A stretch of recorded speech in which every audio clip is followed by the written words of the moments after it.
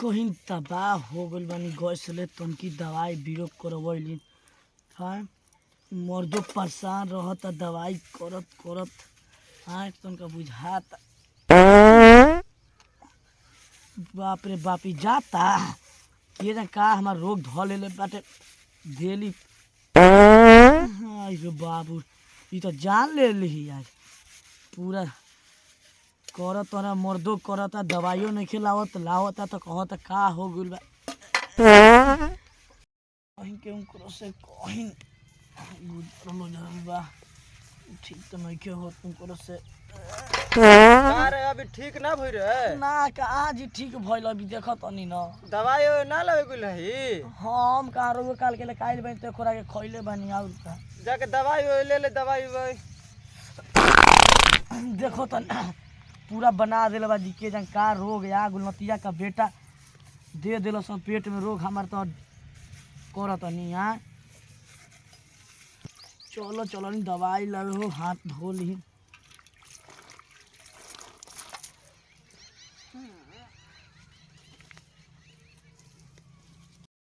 अपना औरत ला बड़ी परेशान बनी का करब ओकरा गैस के बीमारी हो गई बड़ी माई हो माई हो माई काई हो माई का रे का जी अभी ठीक ना भइल का कहाँ ठीक भइल जी अभी घर में पूरा मैला फैला के रख देले बिया का हम कहीं एकरा के दवाई भी तो होते ना बाजी बतलाई ना ठीक तो होते नहीं के तो का करल जा। हाँ तब का करबी दवाई तो हमहू करवावो तनी परेशान भइल बनी तोरा चक्कर में तो का करबी फिर ना ठीक है ने दादा अरे दादा लाद बुझा दवाइया खत्म हो गई हाँ जी खत्म ना हो गइल बा दवाइया ठीक बा तोरा के दवाई हम लेके आवत तनी फिर जाइन लाइन हम चलतन घर में रहतन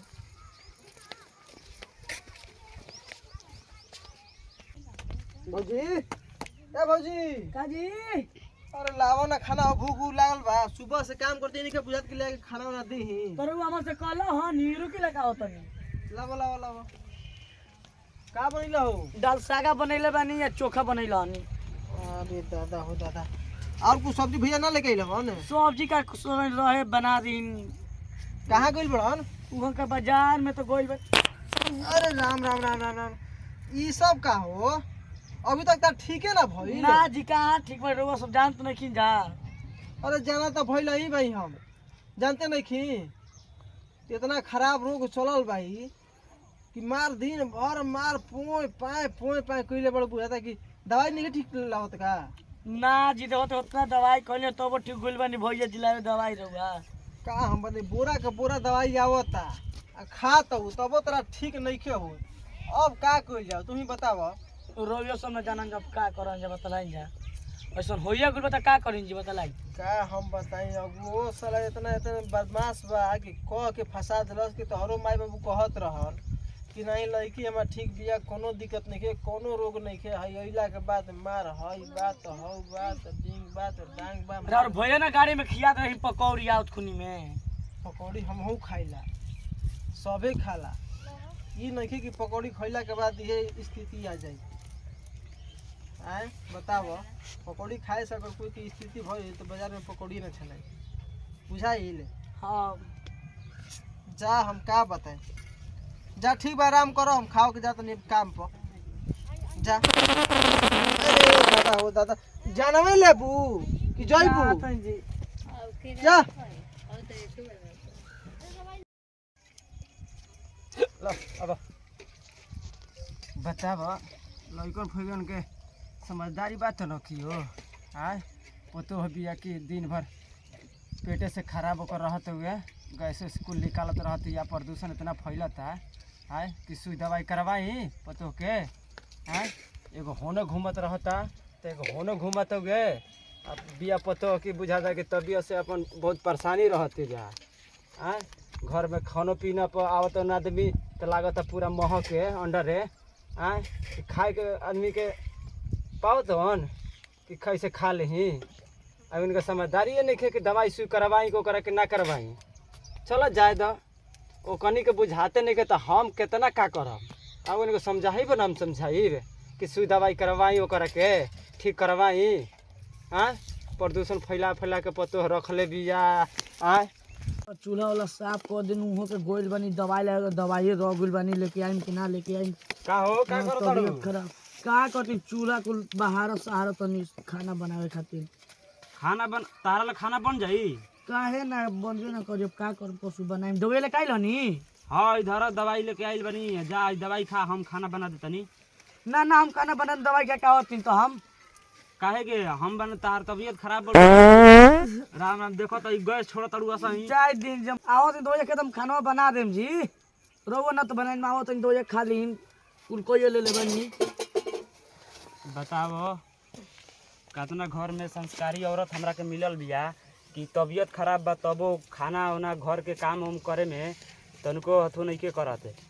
ऐसन औरत सब कोई के घरे देबो भैया। हम तो ये हम निवेदन करतनी कि हमारा घरे संस्कारी औरत मिलल बिया जौन की तबीयत खराब हो गइल बा तबो घर के सब काम संभाल लेतिया। एकरा के तबीयत जौन बड़ुए गैस के बीमारी ओकर नीक करवावल जरूरी बा तुरंते। चलो का करी पूरा घर परेशाने बा। कौन कौन कपड़ा दिल कौन कौन नहीं दिले चल के तन किसी बाहर में काम कइल जाओ। अरे हई का कइले बड़ी भौजी आपन ही सब सामान दिल करो दिमाग खराब हो का है जाता। भैया से इजा बैठल बड़ा हो। का रे मोहन ठीक बड़े हाँ ठीक बानी भैया का आपन करूं सुनाबो। अरे ठीक बा मत कति का बाहर जाके तेरे कति घर में बड़ी परेशानी बा। का परेशानी बा हो। का हम बताई का अपने घर के जनर जानते बड़ो का बा का अपन बा बताओ। ठीक है भैया सुन ला कि मार दवाई पर दवाई बोरे के बोरे ढोआ तड़ा मार प्रदूषण ऐसा गैस छोड़ तारी भौजी तो गांव पूरा महकत हुए। मत पूछ ई सब के बारे में मत पूछ। काहे हो। अरे इतना ना दिक्कत हो गइल बा कि घर के तो घर के अगलो बगल कर आदमी पे इतना परेशान बड़ो ना कि वही के चलते हम एक बाहर जाके तैयारी कर रहे हैं। का हम बताएं तोनी से कहूँ में लाज लगता है ना। अरे भैया पूछे ही जो नहीं खे दवाई वही तनी बढ़िया से करावा उनका के। का दवाई करी घंटा दवाई करी बोरा के बोरा घरे दवाई आवता अब का खीबा बोरा के बोरा दवाई होता। लो काल गई रही सरकारी हॉस्पिटल में। हाँ लोग कहता कि एकर इतना तबीयत खराब रोज के रोज आवता दवाई ले खातिर। का हम बताई तब डॉक्टर साहब का बतैलन हो। बतैले का हम रोज उहे बात हई आज दवाई चेंज करता ना कल हो दवाई चेंज करता ला खियावा तो नहीं भैया नहीं खो जाता सरकारी अस्पताल में सरकारी ही ना दवाई वाला हो प्राइवेट वही के चलते ना देखा बैग उग लेके जाते नहीं हम बाहर कमाए खातिर कि कल आई कमा के तो बढ़िया हॉस्पिटल में ले जाके भौजी की दवाई कराई भैया के कौन टेंशन नहीं खे। हाँ दिन भर बैठ जाता रह खेलत रह 2 रुपया जीतत रह तो 2 रुपया की दवाई लेके देते रह वो जुगाड़िए हो गई बड़ा। तब कौची कहे के बा जा पहिमा से कमा कह तो प्राइवेट में भौजी के दिखा दिया कि गांव पूरा महक गइल समझ जा। मत पूछ एकदम बुझाता कि रहल ना जाइए गांव का हम बताई तू हम लोग तो दूर बढ़ जाए इतना तुम्हारा घिन बहुत हम तो घर ही बढ़ता हमरा कितना दिक्कत होत है इहो तो देखे के बना। अरे तो भैया घिन ना होई हो बतावा कि वैसन गैस छोड़ल जाला ना ठीक बा मान ला रोगे ह तो का करबो ओकरा तो ओकरा से बहिमा से इलाज करावा गांव में कैलरा फल जी तो का करबो हो। अच्छा ई बता तू लोग कहत रह बाहर जाए खातिर। हाँ हम कहत रही चले के का भई घरवा से पूछ के आई तो बताई सांझ ले तो ठीक बा तब बुझाता कि हमरा निकले के पड़ी हम निकलत नहीं ठीक ना। ठीक बा आवे को एक बार फोन कर लिया हमरा भी ठीक बा भैया ठीक ना ठीक बा फोन ठीक बा का हो अब तुम घर दुआ देखा जैसे हिसाब हो फोन कर दे हमरा भी ठीक बा वो स्थिति से मान ला 2-4 रुपया घटबो करी तो लगा दिया जा हम कमा के विदा कर दे। ठीक बा भैया टेंशन मत ना लो। ना कोई टेंशन नहीं है। गांव घर के बाई जाता कब बजता हो ट्रेनवा बाटे तो तन टाइम देख ली। अरे मत के ज्यादा टाइम हो गई सुना 5 मिनट टाइम बचल बा निकल तनी हम ठीक ना। ठीक है भाई कल जैसे वैसे फोन कर जा हमरा ठीक बा हम फोन ठीक ना ठीक भाई ठीक बा जा तनी ठीक बा तनी घर देखत रहिए जा। ठीक बा भैया।